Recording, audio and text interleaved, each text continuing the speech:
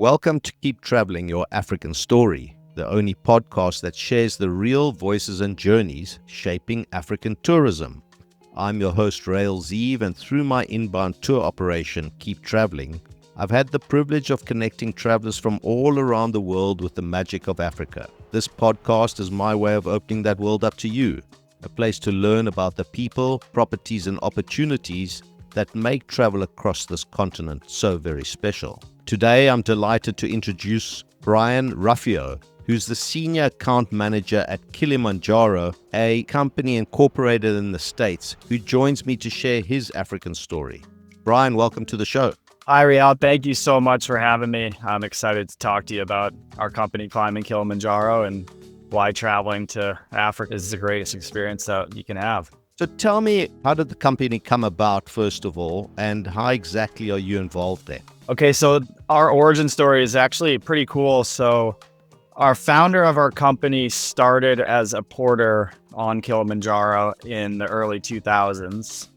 And then he decided to become a guide. And after that, he thought to himself that he could do much better than any operator that was currently on the mountain. So he bought himself some books and taught himself how to code website and built the website that we are still using today. He founded the company in 2005, started out with just 1 or 2 clients per year, and then has built it up to now we're doing about 1,000 clients per year, and we're one of the biggest operators up there. So let's talk, first of all, for Americans, Europeans, what's going to be the best way to navigate to Kenya, first of all, and then to the base camp? So best way to get over to Kenya or flying into Tanzania, there is an airport that's an hour from Kilimanjaro called Kilimanjaro International Airport. So the best way for folks to get over is there's a couple of routes, one through Amsterdam and then another route through Doha. Unfortunately, as of recent events, the route through Doha has been tricky. So I've definitely been recommending my clients to fly through Europe to get down there. And if folks are going to be flying into Kenya, then we also offer a shuttle pickup service so we can drive them across the border into Tanzania. From Tanzania, what sort of time frame are we talking about getting to base camp again? If you're flying into Nairobi, it's about a 3.5 hour drive. And if you're flying into Tanzania, then you're talking about an hour and 15 minutes to base camp area.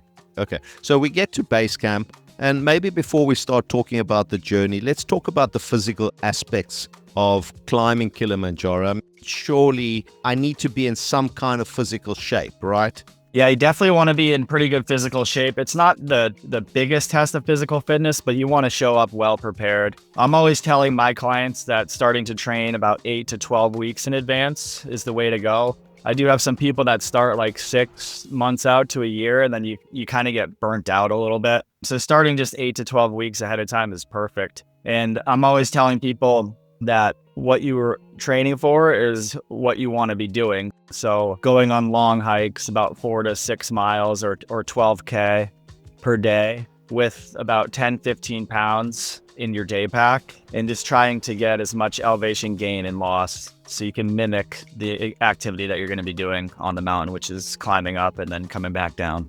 Are you going to vet people before? I mean, if you end up getting to base camp and meeting your clients and you see somebody is just not physically able to do it, are you going to turn them away, or are we still going up the mountain, Brian? So there's no official vetting process that we do. I do just tell folks to make sure that they're cleared to go to high altitude. And if they show up and they look unprepared, we do have a conversation with them, but we'll always try to get them up the mountain because the body can do a lot more than what you think. And people have spent a lot of money on these trips. So typically they'll show up prepared, but if not, the mind is strong, so they can do things that don't seem possible. Okay, you brought up something that I was going to ask anyway, was the money. So what are we talking about? Let's exclude our international flights. Let's just talk about the actual activity itself and the time frame that it's going to take us up and down. What sort of money are we talking about? So we offer hikes that range from 6 days up to 9 days. And the price for the 6 day is right around $2,700 US. And the price for the 9 day is $3,400 US. And that includes airport pickup round trip, airport pickup and drop off. It includes one night at the hotel before the climb, one night after the climb. It includes all of the park fees. It includes guide pay, porter pay. It includes sleeping tent, mess tent, and all the food while you're on the mountain. So it's pretty all-inclusive for that price. The only extra cost that you incur are the international flights and then also tipping for guides and porters. Why is there a difference of a 6-nighter and a 9-nighter? Is this just a different route up the mountain, or are you just taking things slower? A combination of both. So there's various different routes up, and the 6 day is a shorter route and the 9-day is longer. But also the longer you're on the mountain, the better your body has to acclimatize to the altitude. And so I'm telling folks that if you come from sea level and you don't have a lot of experience at altitude, then maybe the 8 or 9 day option is better for them. If they've been to places like, we have a lot of people that have climbed to Everest Base Camp, which is roughly 20,000 feet. And if they've had experience, then they can tackle the 6 day and usually are fine. But the longer you're on the mountain, the more acclimatized you are and you'll feel better up at the summit. I want to touch on you're obviously mixing up certain groups of people, because I'm assuming that there's a couple here and 4 people there and that type of thing. How does that work for you? So yeah, it's definitely Kilimanjaro is definitely a melting pot. I'd say probably 50% of our clients are coming from the US, and then the rest are from Europe, Asia.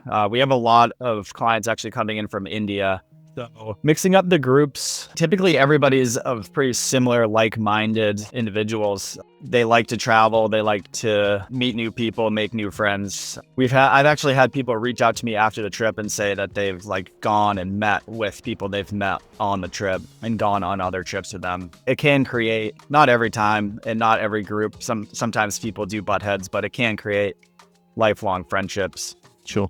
What I want to ask you is the actual climbing. We've spoken about the physical necessities, etc. But do I need to know how to climb per se? I mean, with ropes, abseiling, that type of scenario, or we really just hiking up to the top?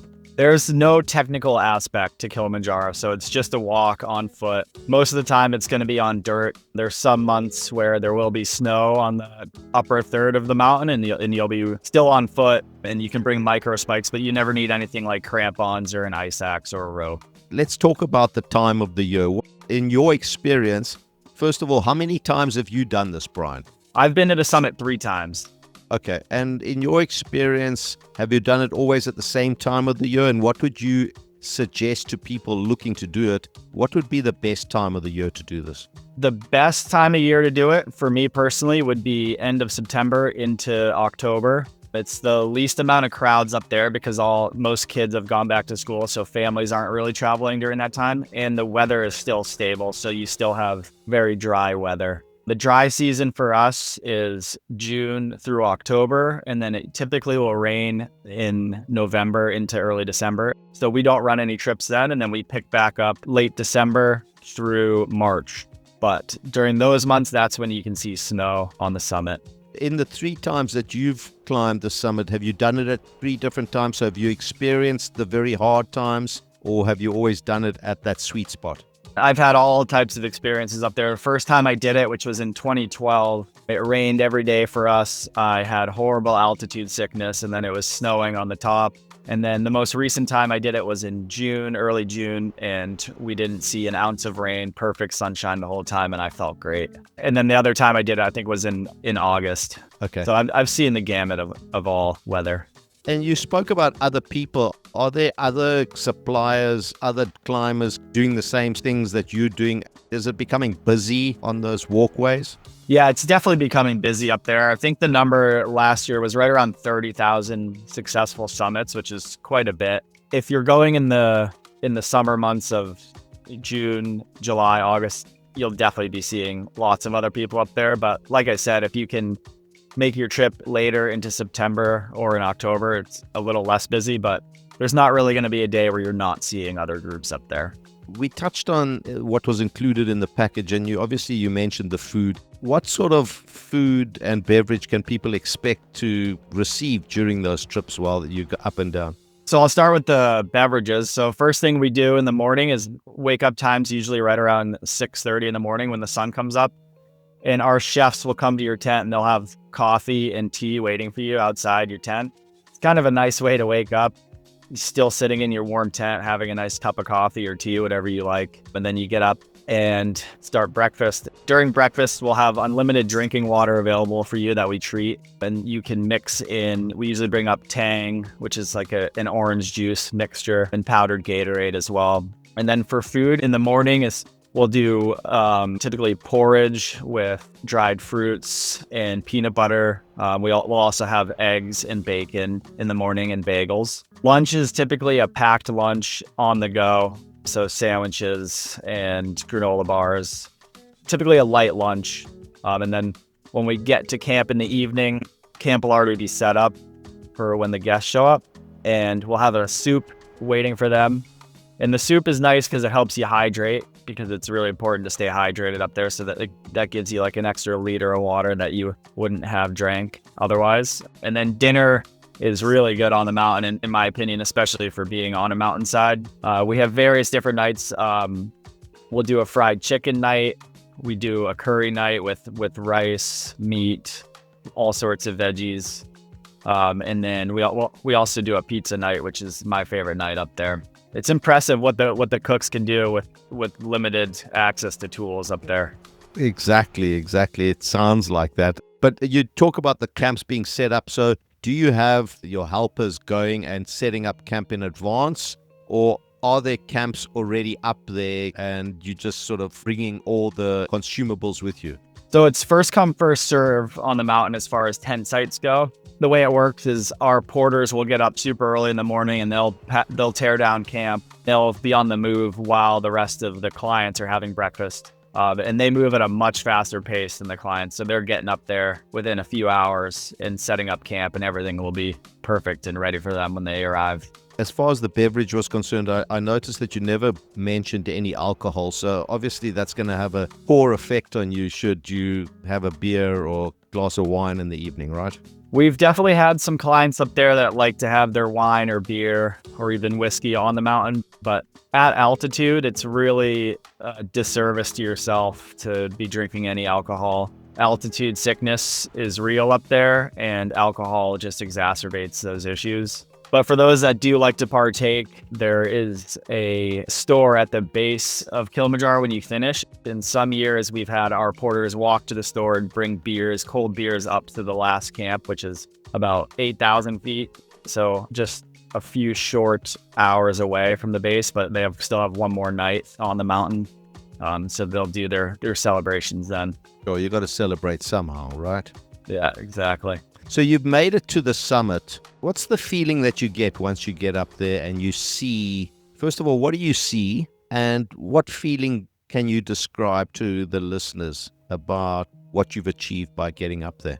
So let me just briefly talk about what the whole experience of getting up to the summit on summit night entails. So it starts at midnight. We'll wake people up, or hopefully they've set an alarm. And so we're starting to hike in the dark with headlamps, and can feel kind of daunting because there'll be other groups ahead of you and you can see how far the headlamps are. But take it one step at a time, and it usually takes about 6 to 8 hours to get to the top. And as you get to the top, the sun's coming up, and then you can start to see around you, and you can see Arusha, the town of Arusha. You can see the town of Moshi. You can see different mountains in the distance, like Mount Meru. And usually the clouds are below you. So it's really a crazy feeling. The sun's coming up, the clouds are below you, and then you're standing at 19,000 feet. And I think the feeling for most people when they get up there is relief. They think that the way up was never going to end, and then it finally does, and they've accomplished their goal of what they set out to do. And it's definitely a joyous moment up there. People are usually at that point feeling pretty altitude sick, slight headaches, nausea. So we try to get people down from the summit as quickly as possible. Surely we want everyone to take all their photos and take in the views. But the longer you stay up at 19,000 feet, the harder it is on your body. And we've seen people deteriorate up there the longer they stay. Since you're on that subject, what do you offer in terms of medical facilities should somebody need to be sort of medevaced out? Have you advised people prior to the trip? Is it included in the trip? What can you tell us about that? So there is a helicopter service that provides rescue for people, and they land at the final camp before the summit, which is at 15,000 feet. The summit's at 19. That's not included with the package. That cost is $3,500 out of pocket, and that fits 3 people in the helicopter. So if you have a group, you're hiking with your friend and you fall ill after the summit and you need to fly off, then your friend can take the ride at the same included price. You can get insurance that will cover you for high altitude trekking. The company that we recommend is Global Rescue, and they've been pretty good with us in the past, reimbursing clients that have had to take the helicopter evacuation. We do also bring emergency oxygen up to the summit, and so if somebody is really not doing well, if they have HAPE or HACE, more advanced signs of altitude sickness, so we put that person on oxygen. And then if you're on oxygen coming down from the summit, it's typically, that means you're going to be on a flight out unless we see marked improvement in their health. But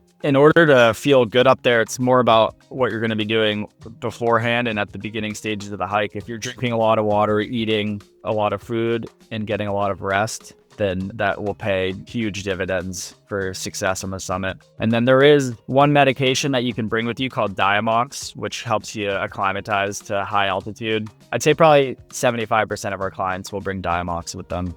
Is there anyone on the team itself that is medically trained to help somebody that might get a little bit sick? And when you talk about sick, is it just generally the oxygen levels that are dropping? I mean, there's nothing else that they're getting sick from, right?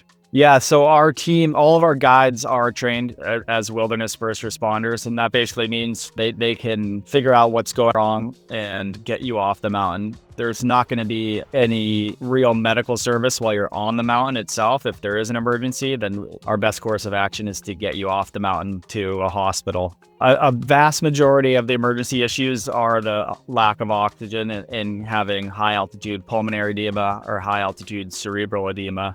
But we do every once in a while have people that will slip and fall and roll an ankle, and it makes it so they can't walk out the rest of the way. And if that happens, the Park Service has these big stretchers that are on wheels, huge wheels, and we'll put that person in the stretcher, and then a team of 4 to 6 porters will then carry that person all the way down on the bumpy road out. So that can feel like a long rescue, but it's definitely much cheaper than getting in the helicopter.